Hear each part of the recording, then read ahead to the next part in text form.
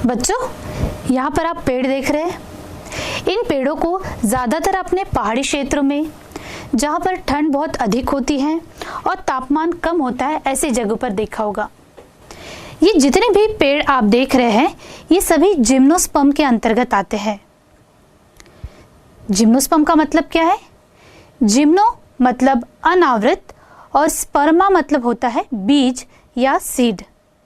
मतलब ऐसे पौधे जिनके बीज तो होते हैं, लेकिन इनके बीज या बीजांड किसी अंडाशय भित्ति से ढके हुए नहीं होते हैं, खुले होते हैं।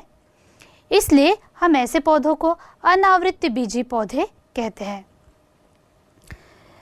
इस वृक्षों के अलावा इन जिम्नोस्पर्म में मध्यम आकार के पौधे भी पाए जाते हैं और झाड़ियां भी इनके अंतर्गत आते हैं। और इनका जो प्लांट बॉडी होता है, ये स्पोरोफिटिक होता है, द्विगुणित होता है, और ये इनकी प्रभावी अवस्था होती है। इनमें पहले तो इनकी जो जड़ें होती है ज़्यादा विकसित होती है। इनमें टैप रूट सिस्टम, मूसला जड़ें पाई जाती हैं। और कुछ स्पीशीज ऐसी होती हैं जिनकी जड़ें या मूल कवक के साथ सहयोग कर लेती हैं। जैसे कि अगर हम पाइनस की बात करें तो इनकी जड़ों को आप देख सकते हैं। इस प्रकार के जो मूल होते हैं, इन्हें कवक मूल या माइकोराइजल रूट्स कहा जाता है, क्योंकि इनकी जड़ें कवक के साथ सहयोग कर लेती हैं, इसलिए इन्हें कवक मूल कहते हैं।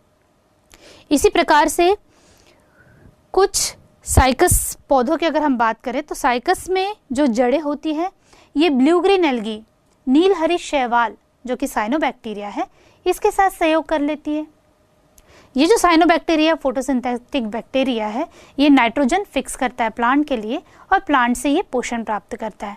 इस प्रकार से ये जो जड़ होती है, इसे हम प्रवाल जड़ या कोरोरॉइडल रूट्स कहते हैं। इन वृक्षों में सबसे बड़ा जो वृक्ष होता है सिकुआ वृक्ष, यहाँ पर आप देख रहे हैं ये वृक्ष कितना बड़ा है। ये सिकुआ वृक्ष जो है ये जीवित जीवाश्म है। ये तो हो गए इनके रूट्स की बात। अब इनके तने की बात करते हैं। तो जिम्नोस्पर्म में तने पाए जाते हैं और ये अशाखित और शाखित दोनों प्रकार के होते हैं। अगर अशाखित बात करें मतलब इनकी ब्रांचेस नहीं होती है, जैसे कि हम साइकस में देख सकते हैं, इनके ब्रांचेस हमको नहीं दिखाई दे रहे हैं, तो ये अशाखित तने हो गए। और जिनमें बहुत सारी ब्रांचेस होती है, शाखित होते हैं, जैसे कि पाइनस में आप देख सकते हैं। अब हम बात करते हैं इनकी पत्तियों की। इनमें जो पत्तियां पाई जाती हैं ये सरल भी होती है और संयुक्त भी होती है।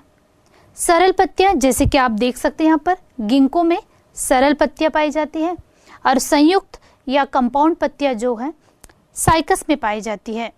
साइकस की जो पत्तियां होती है ये पिच्छाकार या पिन्नेटली कंपाउंड होती है। इसके अलावा अगर हम कोनिफर्स की बात करें, मतलब शंक्वाकार पौधों की बात करें, यहाँ पर आप देख सकते हैं ये पेड़ों को। शंक्वाकार पौधों में क्या होता है, इनकी जो पत्तियां होती है ये सुई की तरह होती है, निडल लाइक लीफ इनमें होती है। अब इनकी क्या खास बात होती है, क्योंकि इन क्षेत्रों में ठंड बहुत अधिक रहती है और जो पानी है बर्फ बन जाता है, तो पानी की कमी न हो इसलिए इनकी जो पत्तियां होती है ये निडल जैसी होती है और इनका सतही क्षेत्रफल भी बहुत कम होता है। और अगर इनका टीएस हम ले तो इनका जो क्यूटिकल और इनमें जो स्टोमेटा पाया जाता है, ये स्टोमेटा सनकेन होता है और क्यूटिकल बहुत थिक होती है, मोटी होती है, जिससे पानी की हानि भी नहीं होती है। तो हम कह सकते हैं कि जिम्नोस्पर्म जो है ये रूट स्टेम लीफ में विभेदित रहता है और ये टेरिडोफाइट से भी अधिक विकसित पौधे हैं। अब हम बात करते हैं इनके लैंगिक अंगों की। तो जो जिम्नोस्पर्म होते हैं ये विषम बीजाणु होते हैं, मतलब इसमें दो प्रकार के बीजाणुओं का निर्माण होता है, स्पोर्स बनते हैं। एक स्पोर्स जो होते हैं जिन्हें हम माइक्रोस्पोर कहते हैं या लघु बीजाणु कहते हैं, और इस माइक्रोस्पोर से मेल गैमेटोफाइट का निर्माण होता है। इसी प्रकार से वृहद बीजाणु भी होते हैं जिन्हें हम मेगास्पोर कहते हैं, और इस मेगास्पोर से फीमेल गैमेटोफाइट का निर्माण होता है। तो ये जो स्पोर्स है, बीजाणु है, ये कहाँ पर उपस्थित होते हैं? तो ये जो बीजाणु हैं ये स्पोरेंजिया के अंदर में उपस्थित होते हैं। यहाँ पर आप देख सकते हैं स्पोरेंजिया। और ये स्पोरेंजिया कहाँ पर होते हैं? ये स्पोरेंजिया पत्ती जैसी संरचना स्पोरोफिल के ऊपर में लगे हुए रहते हैं। अब क्योंकि हम बोल रहे हैं कि बीजाणु दो प्रकार के हैं, तो अगर हम माइक्रोस्पोर की बात करें तो माइक्रोस्पोर कहाँ पर उपस्थित होगा? माइक्रोस्पोरेंजिया के अंदर। और माइक्रोस्पोरेंजिया कहाँ पर होगा? माइक्रोस्पोरोफिल के ऊपर में लगे हुए रहते हैं। इसी प्रकार से मेगास्पोर की बात कर लेते हैं। मेगास्पोर मेगास्पोरेंजिया के अंदर होगा और मेगास्पोरेंजिया मेगास्पोरोफिल के ऊपर में लगे हुए रहते हैं। और जिम्नोस्पर्म की पत्तियां तने जैसी संरचना पर सर्पिल रूप से लगी हुई रहती है और इनसे एक सघन शलथ संरचना का निर्माण होता है जिसे हम शंकु या कोण कहते हैं। ये शंकु या कोण ही इनके लैंगिक अंग है। तो अगर मेल और फीमेल कोण दोनों एक ही पेड़ में उपस्थित है, जैसे कि हम देख सकते हैं पाइनस में, और ये अलग अलग पेड़ों में पर भी उपस्थित हो सकते हैं, मेल अलग और फीमेल अलग, ऐसे भी उपस्थित ये रहते हैं।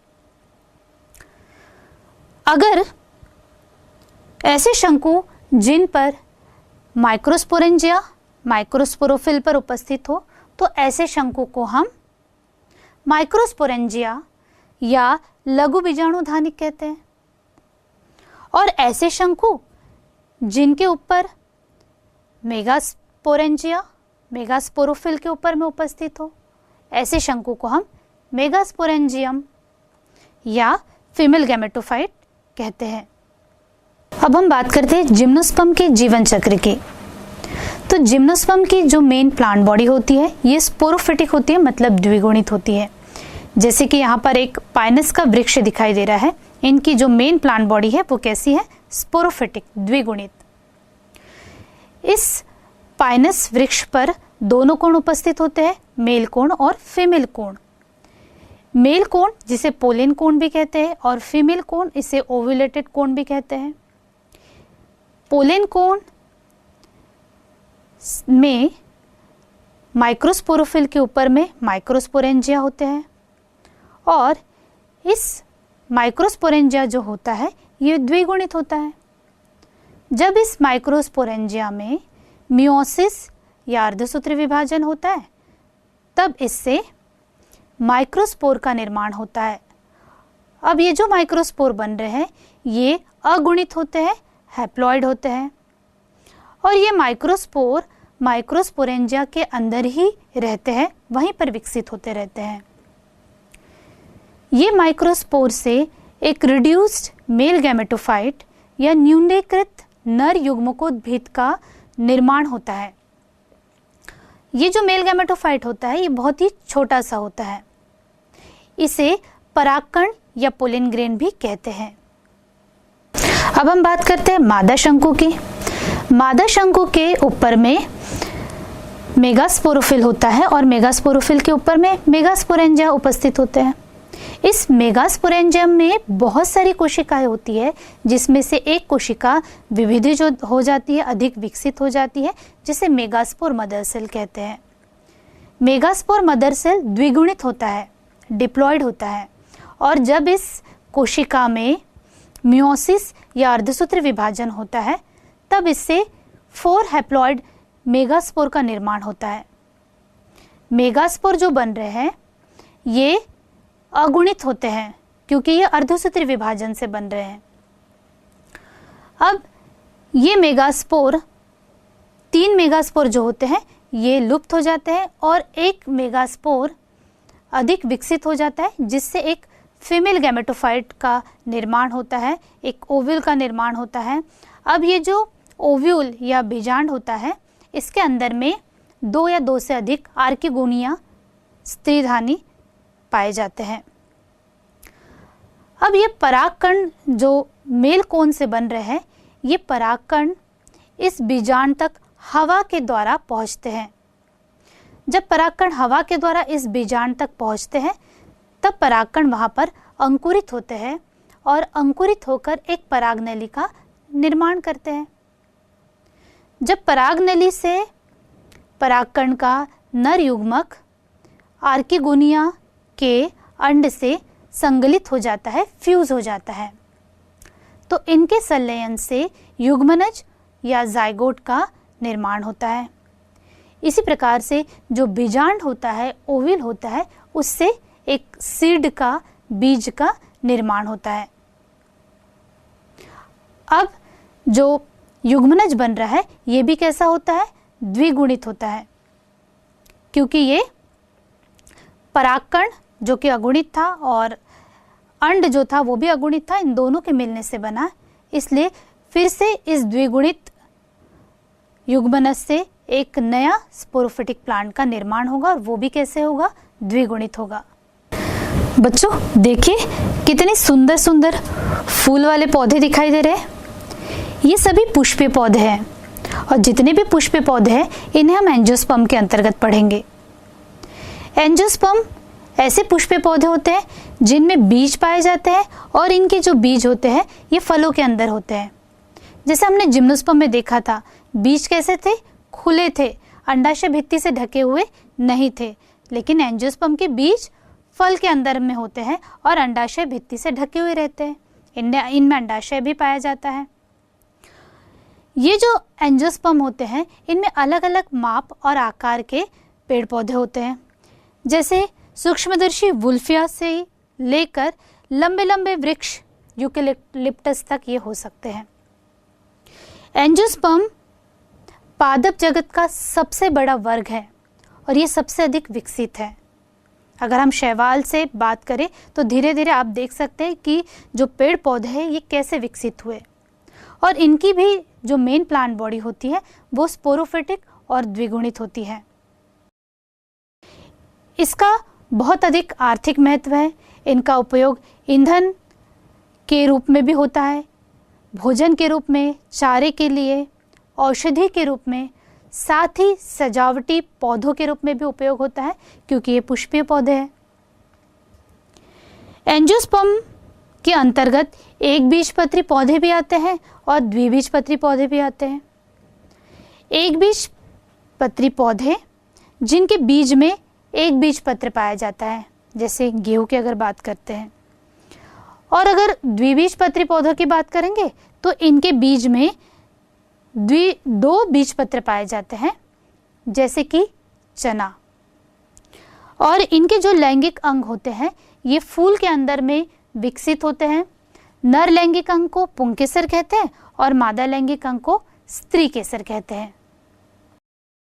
अब हम एंजियोस्पर्म के जीवन चक्र की बात करते हैं।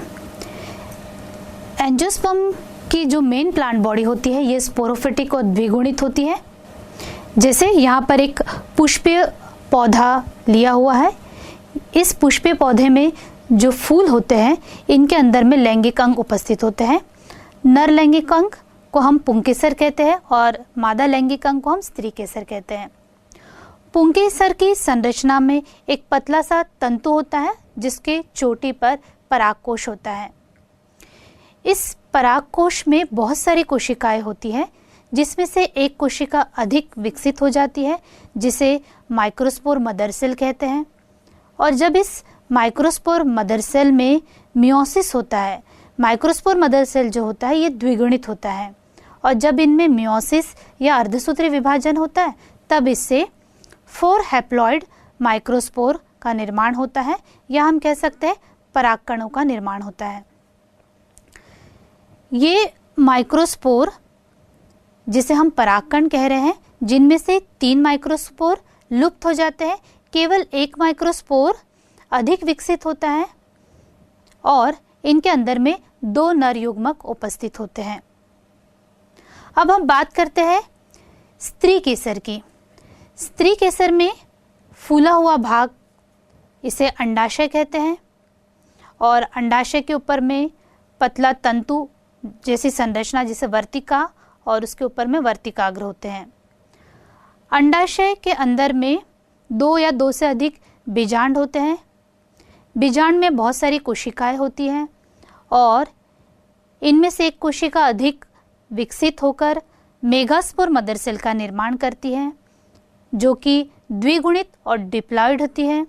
और मेगास्पोर मदर सेल में जब अर्धसूत्री विभाजन या मियोसिस होता है, तब इससे 4 हैप्लॉइड मेगास्पोर या यहाँ पर हम कह सकते हैं एक रिड्यूस्ड फीमेल गैमेटोफाइट, न्यूनीकृत मादा युग्मकोद्भिद का निर्माण होता है, जिसे हम भ्रूण कोश कहते हैं या एम्ब्रियो सैक कहते हैं।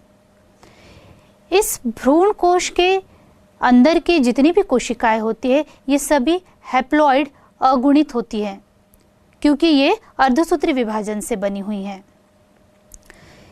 इस भ्रूण कोश के अंदर में कुल 8 कोशिकाएं होती हैं, जिसमें से 3 ऊपर की तरफ होती है, जिसे हम एंटीपोडल सेल्स कहते हैं। इनमें कोशिका भित्ति का निर्माण होने लगता है और ये ऊपर की तरफ चली जाती है। इसी प्रकार से 3 कोशिकाएं नीचे की तरफ होती हैं, जिनमें से 2 सहायक कोशिकाएं या सिनर्जिड्स कहलाती है और इनके बीच में एक अंड कोशिका या एग सेल होता है और ये पूरी संरचना को हम एग एपरेटस कहते हैं। और सेंटर में 2 ध्रुवीय कोशिकाएं होती है, 2 पोलर न्यूक्लियाई होती है और ये ध्रुवीय कोशिकाएं आपस में फ्यूज हो जाती है, संगलित हो जाती है, जिससे एक केंद्रक का निर्माण होता है, जिसे हम द्विगुणित द्वितीयक केंद्रक कहते हैं।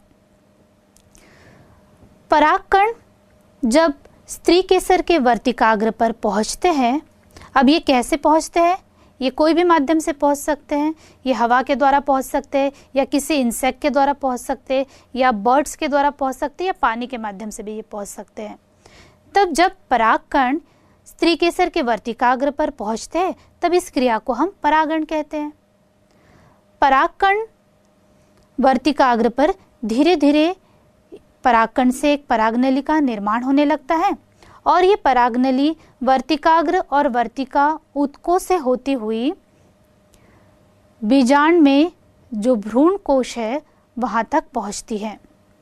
जब ये परागनली फटती है तो इनमें 2 नर युग्मक छोड़ दिए जाते हैं। क्योंकि यहाँ पर 2 नर युग्मक पहुंच गए हैं, एक नर युग्मक अंड कोशिका से संगलित हो जाता है, जिससे युग्मनज या जाइगोट का निर्माण होता है और जो दूसरा नर युग्मक होता है ये द्विगुणित द्वितीयक केंद्रक से संगलित हो जाता है, फ्यूज हो जाता है। अब क्योंकि यहाँ पर द्विगुणित संरचना थी, जब तीसरा युग्मक इससे मिला तो ये संरचना त्रिगुणित हो गई और इसका जो नाम है वो होता है त्रिगुणित प्राथमिक भ्रूणपोष केंद्रक।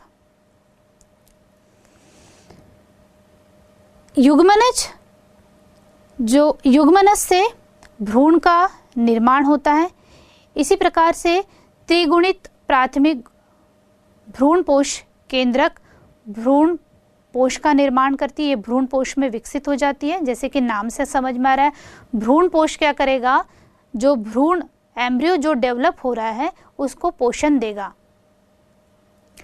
तो युग्मनज से एम्ब्रियो बन रहा है, भ्रूण बन रहा है और भ्रूण पोष क्या कर रहा है, ये डेवलपिंग भ्रूण को, एम्ब्रियो को पोषण दे रहा है। इस प्रकार से इस एम्ब्रियो से फिर से एक स्पोरोफिटिक प्लांट का निर्माण होता है, एक नए पौधे का निर्माण होता है और जो बीजांड होते हैं उससे बीज बन जाते हैं और जो अंडाशय होता है उससे फल का निर्माण होता है। क्योंकि एंजियोस्पर्म में 2 बार निषेचन की क्रिया हो रही है, एक बार जब नर युग्मक अंड कोशिका के साथ संगलित हो रहा है तब एक बार निषेचन हुआ और दूसरी बार जब नर युग्मक द्वितीयक केंद्रक से संगलित हो रहा है। तो 2 बार निषेचन की क्रिया हो रही है, इसलिए हम इसे द्विनिषेचन या डबल फर्टिलाइजेशन कहते हैं।